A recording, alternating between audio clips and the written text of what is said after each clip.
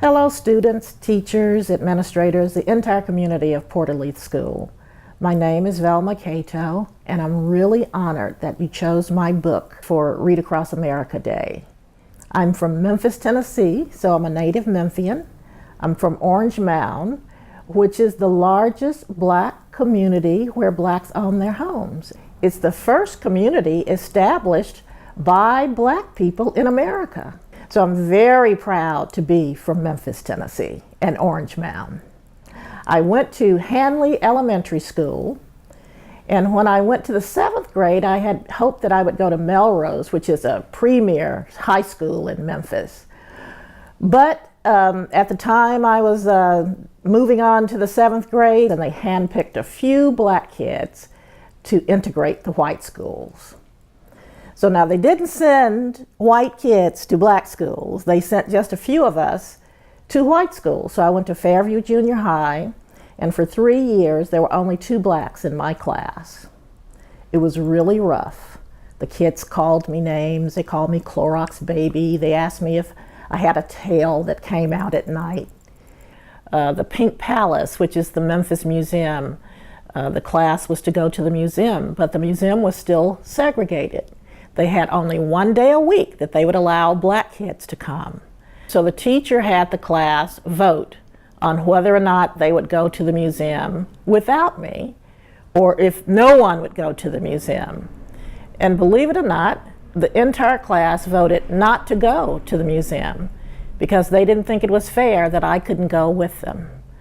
I was accused of, for example, cheating on a test because we had vocabulary words, and now, I was supposed to have cheated from the person who sat behind me.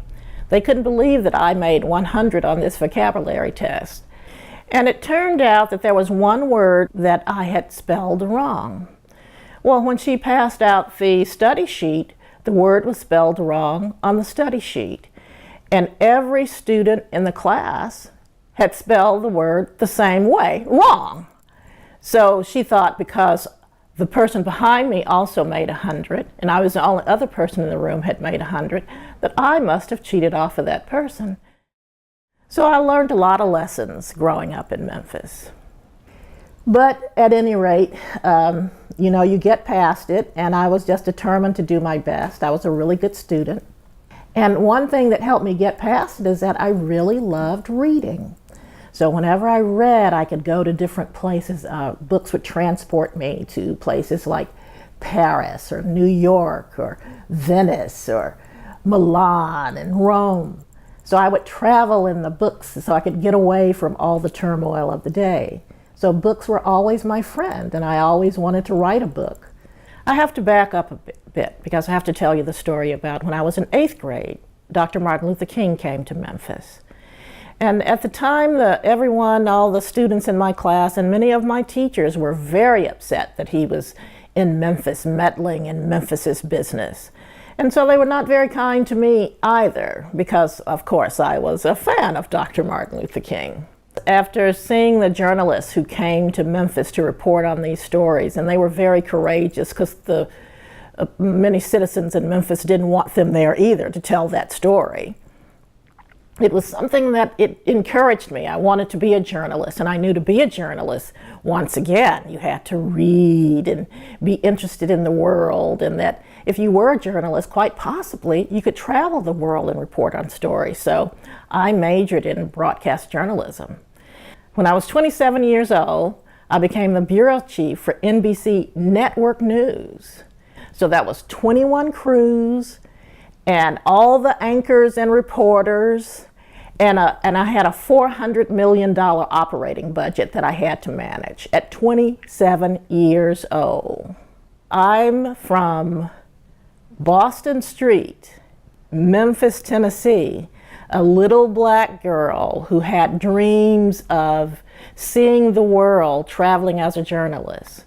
And I did it not because I had a dream of doing it, because I really worked hard at my craft. I ended up telling stories with film and through documentaries and news stories, but I always wanted to write a book. My book, The Talented Toad, parallels my life in a lot of ways. Froggy, who's the main character in the book, he wanted to sing. And no one, and his parents didn't think he could sing, because frogs don't really sing. Frogs can jump. Frogs are good at catching flies, but frogs are not known to be singers. So you'll have to read the book to find out what happened.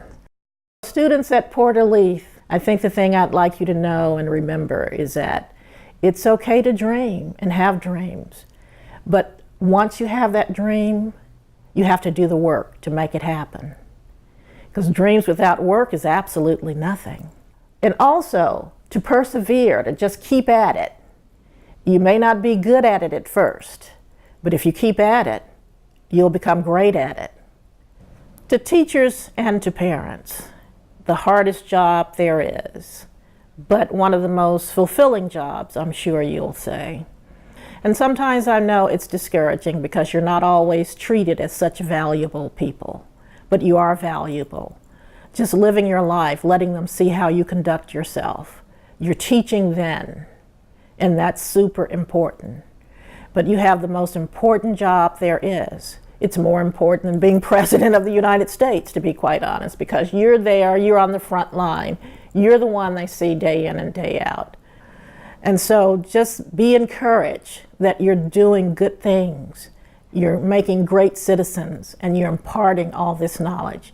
Thank you so much for what you're doing.